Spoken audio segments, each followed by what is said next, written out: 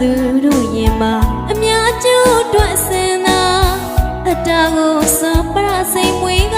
ကောင်းညို့လှဆောင်နေကြသူတွေပါဒုက္ခတွေလို့ရှိရာနှလုံးသားလာတဲ့သူတွေဟာ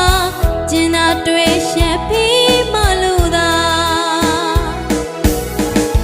မြင့်မြတ်စိတ်ထားနဲ့ဝိုင်းဝန်းညလို့သာ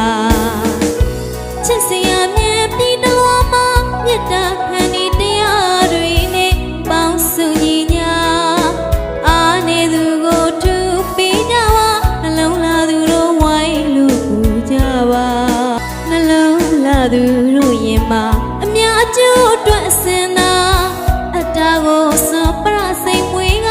ကောင်းညို့လှဆောင်နေကြသူတွေပါဒုက္ခတွေ